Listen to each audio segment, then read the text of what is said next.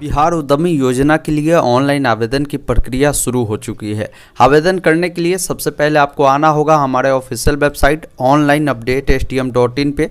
इस वेबसाइट पे आने के बाद आपको लिंक मिल जाएगा बिहार उद्यमी योजना ऑनलाइन अप्लाई। आप इस पर क्लिक करेंगे। क्लिक करने के बाद यहाँ पे आपको सारी जानकारी समझाई गई है। इस योजना को लेकर क्या क्या दस्तावेजें आपको देने पड़ेंगे वो कंप्लीट प्रोसेस समझ सकते हैं। सारी जानकारी समझने के बाद आप नीचे जब स्क्रॉल करेंगे तो यहाँ पर डायरेक्ट आपको इंपॉर्टेंट लिंक का सेक्शन मिलेगा, जहाँ पर एक ऑप्शन मिलता है ऑनलाइन अप्लाई का, जिस पर आपको क्लिक करना है। क्लिक करने के बाद यहाँ पर आप आएंगे इनके वेबसाइट पे और यहाँ पर एक ऑप्शन आपको रजिस्ट्रेशन का मिलता है, जो कि हिंदी में पंजीकरण है, जिस पर आपको क्लिक करना है।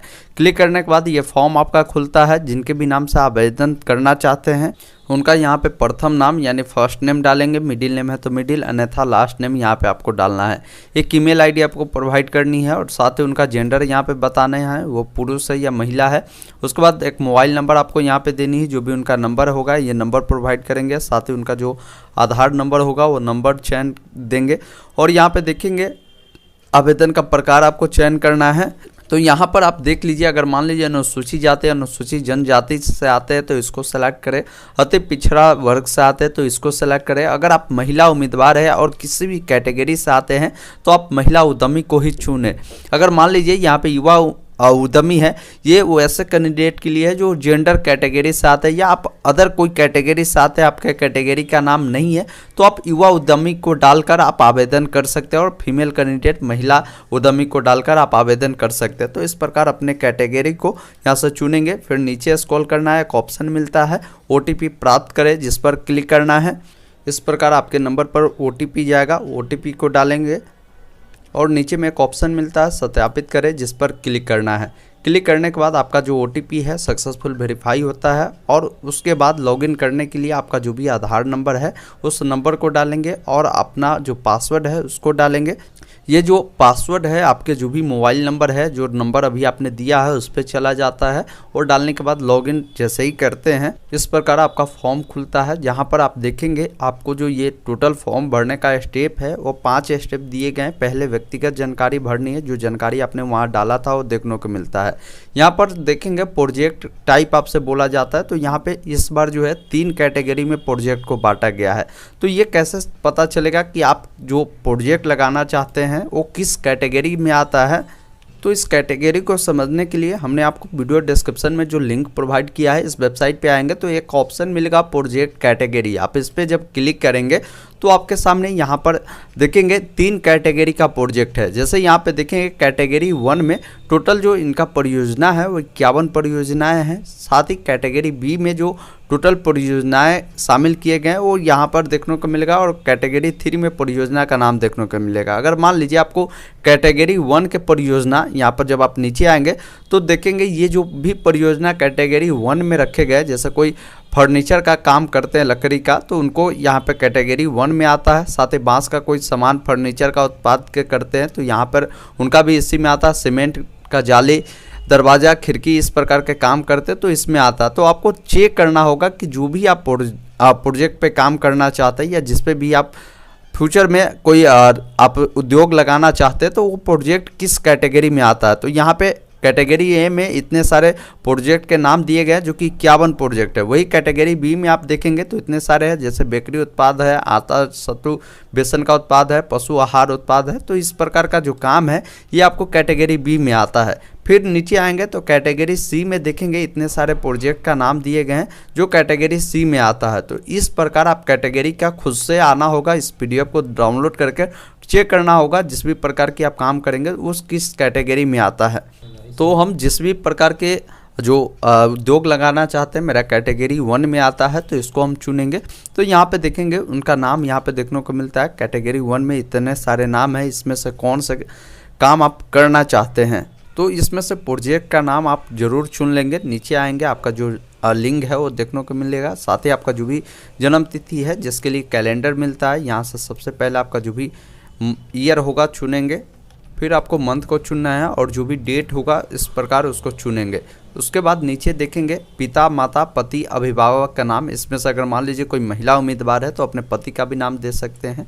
पुरुष उम्मीदवार है तो आप चाहे तो अपने माता या पिता में से किन्हीं का भी नाम आप यहाँ पे दे सकते हैं। यहाँ पे बोला जाता है कि अगर आप दिव्यांग है उसकी स्थिति बतानी है, अगर नहीं है तो नो करें, अगर दिव्यांग है तो यस करेंगे, नहीं है तो नो पे ही क्लिक कराने देंगे। यहाँ पे देखेंगे आवेदनकर्ता का जो भी एड्रेस होगा वो एड्रेस डालेंगे जो कि उनके आधार कार्ड के अकॉर्डिंग होगा। जैसे फुल एड्रेस यहाँ पे आपको बता देनी है तो जो भी विलेज होगा विलेज लिखेंगे, फिर कॉमा लगाएंगे, पोस्ट ऑफिस जो भी होगा वो डालेंगे, फिर कॉमा लगाएंगे और नीचे देखेंगे तो आपको थाना यहीं पे आपको बोला जाता है और जो भी आपका ज़िला होगा यहाँ को जिला का चयन करेंगे, साथ ही पिन कोड को डालेंगे, आपका स्टेट यहाँ पे सेलेक्ट ही रहेगा। नीचे देखेंगे आपसे कैटेगरी पूछी जाती है कि आप किस कैटेगरी से आते हैं, जैसे ओबीसी या जेंडर से आते हैं वो आप यहाँ से चुनेंगे। नीचे आएंगे आपकी जो उच्चतम शैक्षणिक योग्यता है वो कहाँ तक है, आपने कहाँ तक पढ़ाई किया है उसकी जानकारी यहाँ से डालेंगे, जैसे इंटरमीडिएट है या ग्रेजुएट है या ITI डिप्लोमा होल्डर है, ये आप अपने अकॉर्डिंग बताएंगे। अगर इसमें से नहीं है तो आप अन्य भी चुन सकते हैं, अगर इसमें से जो भी है उसको चुनेंगे। अब यहाँ पे आपको से न्यूनतम शैक्षणिक योग्यता पूछी जाती है, तो इसके लिए न्यूनतम शैक्षणिक योग्यता जो भी उम्मीदवार इंटरमीडिएट पास है वही इस फॉर्म को अप्लाई करेंगे। तो न्यूनतम आपका क्वालिफिकेशन इंटरमीडिएट होनी ही चाहिए। उसके बाद एक ऑप्शन मिलता है सेव का, सेव पे क्लिक करेंगे। इस प्रकार आपका व्यक्तिगत जानकारी सेव होती है। अब आप आ जाएंगे जो शैक्षणिक आपकी विवरण है उसको डालना है। जैसे यहाँ पे देखेंगे शैक्षणिक विवरण जोड़े, जिस पर आप क्लिक करेंगे तो सबसे पहले यहाँ पे आपको बतानी है जो भी आपकी योग्यता होगी जिस अकॉर्डिंग। जैसे अगर मान लीजिए इसके लिए कम से कम आपको इंटरमीडिएट मांगी ही जाती है, तो अगर आप 10th पास है तो यहाँ पे आप लिख सकते हैं। तो सभी को ऐड करेंगे। कोई कैंडिडेट अगर स्नातक पास है यानी ग्रेजुएशन है तो पहले आप 10th यानी मैट्रिक को डालेंगे, साथ ही मैट्रिक आपने किस बोर्ड से किया है उस बोर्ड का नाम डालेंगे, साथ ही आपका जो भी मैट्रिक का रोल नंबर रहा होगा वो डालेंगे और पास करने का जो भी साल है वो डालेंगे। और यहाँ पे सब्जेक्ट बोला जाता है, तो मैट्रिक में काफ़ी सारे सब्जेक्ट होते हैं, आप चाहे तो सभी सब्जेक्ट को लिख सकते हैं, अन्यथा ऑल सब्जेक्ट आप यहाँ पे दर्शा सकते हैं इस प्रकार। और एक ऑप्शन मिलता है जोड़े, जिस पर क्लिक करेंगे तो इस प्रकार मैट्रिक का भी जोड़ दे, इंटर का भी जोड़े और स्नातक अगर आपने किया है तो उसका भी जानकारी आप यहाँ पर डालें। तो इस प्रकार देखेंगे आपका एक शैक्षणिक योग्यता ऐड हो चुकी है, दूसरा भी ऐड करना है तो सेम इसी अकॉर्डिंग डालें, फिर इस प्रकार ऐड करेंगे। तो जैसे इंटर का भी हमको ऐड करना है तो इंटर का हमने डाला और उसके बाद इसको भी ऐड कर दिया। तो इस प्रकार इंटर का भी आपका ऐड होगा, यहाँ पे बोर्ड का नाम और साथ ही रोल नंबर, ये सभी जानकारी को ऐड करेंगे। उसके बाद नीचे आएंगे तो यहाँ पे देखेंगे बैंक का जो भी विवरण है उसकी पुष्टि करनी है, तो आपको इस पर क्लिक करना है। जो भी बैंक का नाम होगा जिसमें आपकी अकाउंट होगी उसकी जानकारी देंगे, साथ ही शाखा का नाम, कहाँ आपका अकाउंट खुला है वो जानकारी देंगे। और यहाँ पे देखेंगे इस बार जो किया गया बदलाव वो आपका जो खाता का प्रकार है, पहले क्या होता था इसके लिए करेंट अकाउंट ही होना ज़रूरी होता था, लेकिन इस बार से जिनके पास सेविंग अकाउंट है वो लोग भी इसके लिए आवेदन कर पाएंगे। जैसे अगर मान लीजिए आपके पास सेविंग है तो सेविंग पे क्लिक करेंगे, तो पहले खाता खोलने का भी जो तिथि थी वो ज़्यादा पुराना नहीं होनी चाहिए था, लेकिन इस बार जब इस कैलेंडर पे आएंगे तो यहाँ पे साल का चेंज करेंगे तो देखेंगे जो कि आप यहाँ पे जितना भी अगर आपका पुराना खाता है तो वो ईयर यहाँ से आप चुन सकते हैं, किस साल आपका खाता खुला है, साथ ही किस मंथ में खुला और किस डेट को खुला है वो जानकारी यहाँ पे इस अकॉर्डिंग डालेंगे जो कि आपके पासबुक पर अंकित होती है। यहाँ पे IFSC कोड डालेंगे, खाता नंबर को डालेंगे और एक ऑप्शन मिलता है सेव का, जिस पर क्लिक करेंगे। इस प्रकार आपका सारा डिटेल वो सेव होता है, जैसे शैक्षणिक योग्यता, बैंक का विवरण। अब आपको डॉक्यूमेंट अपलोड करना होगा। डॉक्यूमेंट अपलोड में देखेंगे यहाँ पे बताया गया कि जाति प्रमाण पत्र अपलोड करना है। अगर महिला कोई उम्मीदवार है उनके पास नहीं है तो नहीं भी अपलोड करेगी चलेगी, क्योंकि ये वैकल्पिक है। अगर कोई पुरुष कैंडिडेट है उनको जाति प्रमाण पत्र अपलोड करनी होगी। साथ ही आपने जो भी शैक्षणिक योग्यता जैसे मैट्रिक का जो भी आपका प्रमाण पत्र है जिस पे आपकी जन्म तिथि अंकित होनी चाहिए वो सर्टिफिकेट को अपलोड करेंगे। साथ ही इंटरमीडिएट या उसके समकक्ष जो भी आपकी योग्यता है उसको भी मार्कशीट को अपलोड करेंगे। उच्चतम शैक्षणिक योग्यता प्रमाण पत्र को भी आप चाहे तो अपलोड कर सकते हैं, ये जरूरी नहीं है।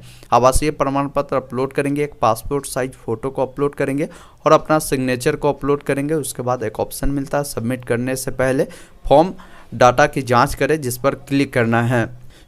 इस प्रकार सभी डॉक्यूमेंट को अपलोड करेंगे। ध्यान रखेंगे सभी डॉक्यूमेंट JPG फॉर्मेट में 120 KB से नीचे होनी चाहिए और एक ऑप्शन मिलता है सबमिट करने से पहले फॉर्म की जांच करें, जिस पर आप क्लिक करेंगे तो आपके सामने इसका प्रीव्यू आएगा। सारा डॉक्यूमेंट देखने के बाद, सारा डिटेल देखने के बाद एक ऑप्शन मिलता है फॉर्म जमा करें। आप इस पर क्लिक करें और यहाँ पर आपको घोषणा देना है, आई एग्री करना है और एक ऑप्शन मिलता है फाइनल सबमिट, जिस पर क्लिक करना है।